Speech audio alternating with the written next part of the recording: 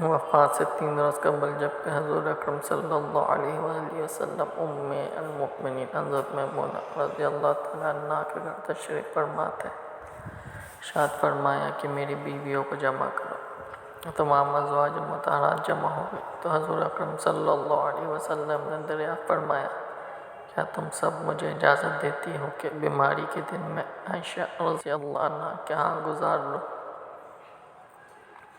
سب نے کہا، اے اللہ کے رسول، آپ کو اجازت ہے۔ پھر اٹھنا چاہا لیکن اٹھ نہ پائے تو حضرت علی ابن ابی طالب اور حضرت فضل بن عباس رضی اللہ تعالیٰ عنہ آگے بڑھے اور نبی علیہ السلام کو سہارے سے اٹھا کر سیدنا میمونہ رضی اللہ تعالیٰ عنہ کے حجرے سے سیدہ عائشہ رضی اللہ تعالیٰ عنہ کے حجرے کی طرف لے جانے لگے۔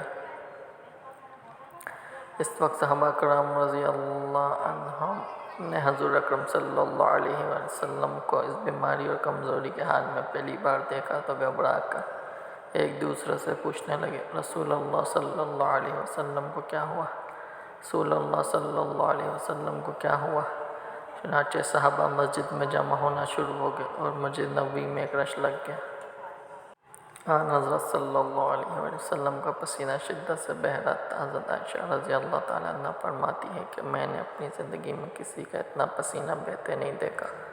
فرماتی ہے، میں رسول اللہ صلی اللہ علیہ وآلہ وسلم کے دست مبارک کو پکڑتی اور اسی کو چہرہ دست پر پھیرتی کہ نبی علیہ السلام کا ہاتھ میرے ہاتھ سے کہیں زیادہ محترم اور پاکیزہ تھا۔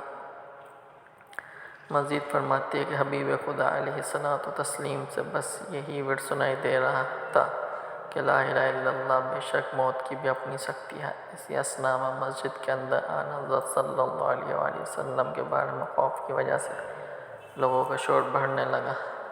نبی علیہ السلام نے دریافت فرمایا،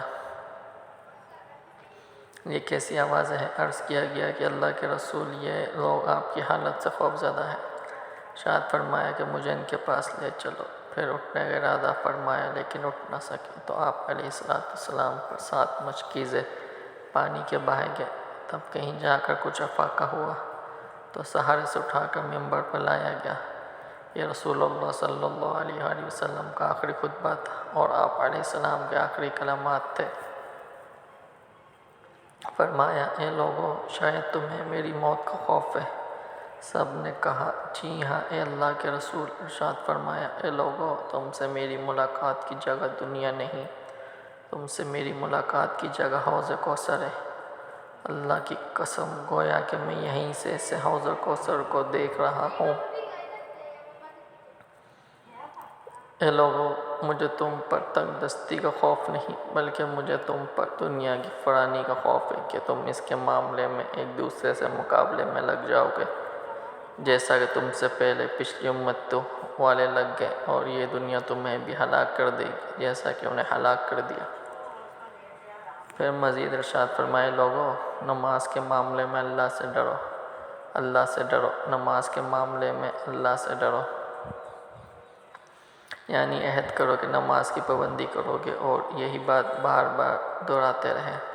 پھر فرمایا، اے لوگو، عورتوں کے معاملے میں اللہ سے ڈرو، عورتوں کے معاملے میں اللہ سے ڈرو، میں تمہیں عورتوں سے نیک سلوک کی وصیت کرتا ہوں۔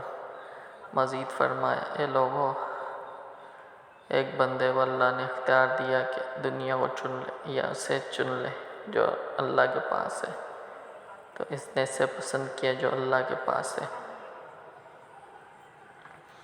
اس جملے سے حضور صلی اللہ علیہ وآلہ وسلم کا مقصد کوئی نہ سمجھا، حالانکہ ان کی اپنی ذات مراد تھی، جبکہ حضرت ابوبکر صدیق رضی اللہ تعالیٰ عنہ وہ تنہا شخص تھے جو اس جملے کو سمجھے اور زور و قطار رونے لگے اور بلند آواز سے گریہ کرتے ہوئے اٹھ کھڑے ہوئے اور نبی علیہ السلام کی بات قطع کر کے پکارنے لگے، ہمارے باپ دادا آپ پر قربان، ہماری مائیں آپ پر قربان، ہمارے بچے آپ پر قربان، ہمارے مال و دولت آپ پر قربان۔ روتے جاتے ہیں اور یہی الفاظ کہتے جاتے ہیں۔ صحابہ کرام رضی اللہ عنہم غوری سے حضرت ابوبکر صدیق رضی اللہ عنہ کی طرف دیکھنے لگے کہ انہوں نے نبی علیہ السلام کی بات کیسے قطع کر دی۔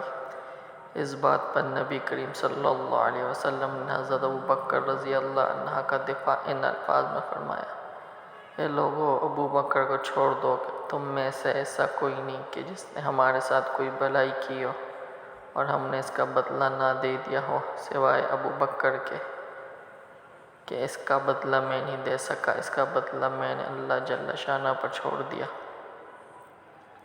مسجد نبوی میں کھلنے والے تمام دروازے بند کر دیے جائیں سوائے ابو بکر کے دروازے کے کہ جو کبھی بند نہ ہوگا۔ آخر میں اپنی وفات سے قبل مسلمانوں کے لیے آخری دعا کے طور پر ارشاد فرمائے، اللہ تمہیں ٹھکانہ دے، تمہاری حفاظت کرے، تمہاری مدد کرے، تمہاری تائید کرے۔ اور آخری بات جو منبر سے اترنے سے پہلے امت کو مخاطب کر کے ارشاد فرمائی وہ یہ کہ لوگوں، قیامت تک آنے والے میرے ہر ایک امتی کو میرا سلام پہنچا دینا۔ پھر آن حضرت صلی اللہ علیہ وآلہ وسلم کو دوبارہ سہارے سے اٹھا کر گھر لے جایا گیا۔ اسی اثناء میں حضرت عبد الرحمن بن ابی بکر رضی اللہ عنہ خدمت اقدس میں حاضر ہوئے اور ان کے ہاتھ میں مسواک تھی۔ نبی کریم صلی اللہ علیہ وآلہ وسلم مسواک کو دیکھنے لگے لیکن شدت مرض کی وجہ سے طلب نہ کر پائے۔ چنانچہ سیدہ عائشہ رضی اللہ تعالیٰ عنہ حضور اکرم صلی اللہ علیہ وسلم کے دیکھنے سے سمجھ گئی، انہوں نے حضرت عبد الرحمن رضی اللہ عنہ سے مسواک لے کر نبی کریم صلی اللہ علیہ وسلم کے دہن مبارک میں رکھ دی، لیکن حضور صلی اللہ علیہ وسلم سے استعمال نہ کر پائے تو حضرت سیدہ عائشہ رضی اللہ تعالیٰ عنہ نے حضور اکرم صلی اللہ علیہ وسلم سے مسواک لے کر اپنے منہ سے نرم کی اور پھر حضور نبی کریم صلی اللہ علیہ وسلم کو لٹا دیا تاکہ دہن مبارک اس سے تر رہے۔ فرماتی آخری چیز جو نبی کریم علیہ السلام کے پیٹ میں گئی وہ میرا لعاب تھا اور یہ اللہ تبارک تعالیٰ کا مجھ پر فضل ہی تھا کہ اس نے وصال سے قبل میرا اور نبی کریم علیہ السلام کا لعاب دن یکجا کر دیا۔ ام المؤمنین حضرت عائشہ صدیقہ رضی اللہ تعالیٰ عنہ مزید ارشاد فرماتی ہے پھر آپ صلی اللہ علیہ وسلم کی بیٹی فاطمہ تشریف لائیں اور آتے ہی رو پڑی کہ نبی کریم صلی اللہ علیہ وسلم اٹھ نہ سکے، کیونکہ نبی کریم علیہ السلام کا معمول تھا کہ جب بھی فاطمہ رضی اللہ تعالیٰ عنہ تشریف لاتے حضور اکرم صلی اللہ علیہ وسلم کے ماتھے پر بوسہ دیتے تھے۔ حضور صلی اللہ علیہ وسلم نے فرمایا اے فاطمہ قریب آ جاؤ۔ پھر حضور صلی اللہ علیہ وسلم نے ان کے کان میں کوئی بات کہی تو حضرت فاطمہ اور زیادہ رونے لگی۔ انہیں اس طرح روتا دیکھ کر حضور صلی اللہ علیہ وآلہ وسلم نے پھر فرمایا فاطمہ قریب آؤ۔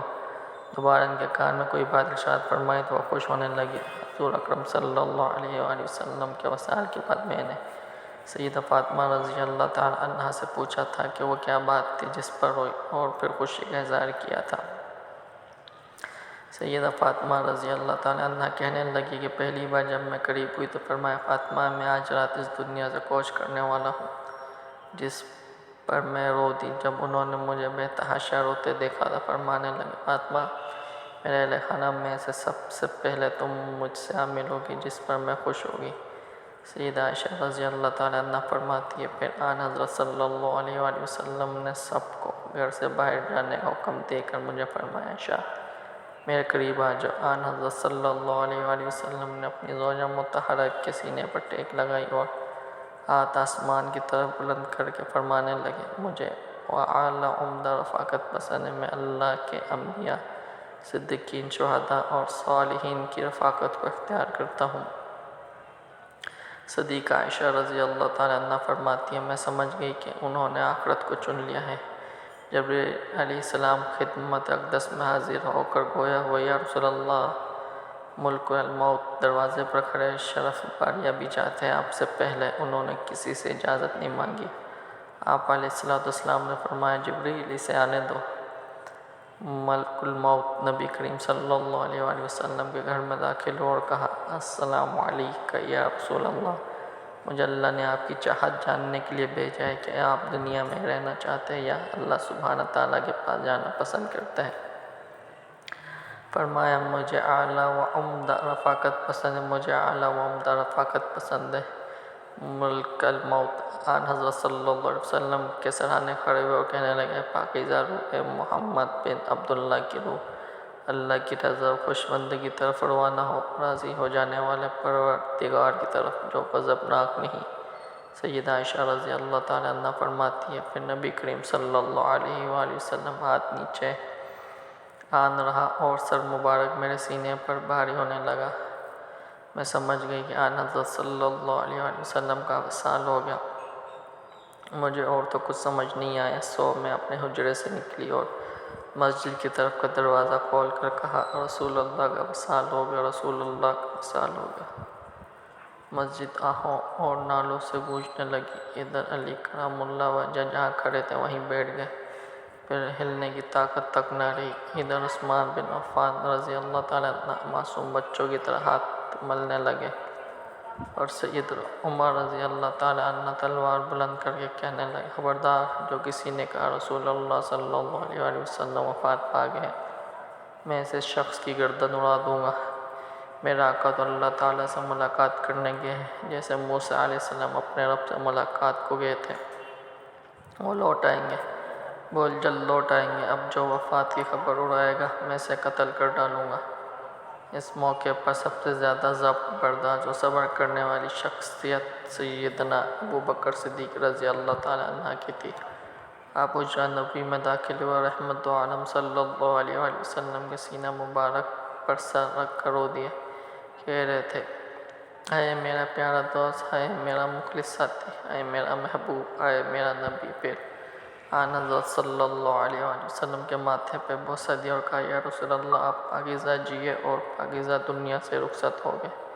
سیدنا ابو بکر رضی اللہ عنہ باہر آئے اور خطبہ دیا، جو شخص محمد صلی اللہ علیہ وآلہ وسلم کی عبادت کرتا ہے سن رکھے، آن حضرت صلی اللہ علیہ وآلہ وسلم کا وصال ہو گیا، اور جو اللہ کی عبادت کرتا ہے وہ جان لے اللہ تعالیٰ شان کی ذات ہمیشہ زندگی والی ہے، جسے موت نہیں۔ سیدنا عمر رضی اللہ تعالیٰ عنہ کے ہاتھ سے تلوار گر گئی۔ عمر رضی اللہ تعالیٰ عنہ فرماتے، پھر میں کوئی تنہائی کی جگہ تلاش کرنے لگا جہاں اکیلا بیٹھ کر ہوں۔ حضرت صلی اللہ علیہ وآلہ وسلم کی تدفین کر دی گئی۔ سیدہ فاطمہ رضی اللہ تعالیٰ عنہ فرماتی ہے، تم نے کیسے گوارا کر لیا کہ نبی علیہ السلام کے چہرے انور پر مٹی ڈالو؟ پھر کہنے لگے، اے میرے پیارے بابا جان کے اپنے رب کے بلاوے پر چل دیا، اے میرے پیارے بابا جان کے جنت و فردوس میں اپنے ٹھکانے کو پہنچ گیا، اے میرے پیارے بابا جان کے ہم جبرائیل کو امکانی خبر دیتے ہیں۔ اللہم صلی علی محمد کما تحفظ ترضا۔ میں نے آج تک اس سے اچھا پیغام کبھی پوسٹ نہیں کیا، اس لیے آپ سے گزارش ہے کہ آپ اسے پورا سکون و اطمینان کے ساتھ پڑھیں، انشاءاللہ ایک ایمان تازہ ہو جائے گا۔ دوستوں کے ساتھ بھی ضرور شیئر کیجیے گا۔ جزاک اللہ، دعاؤں میں یاد رکھیے گا۔ اللہ حافظ۔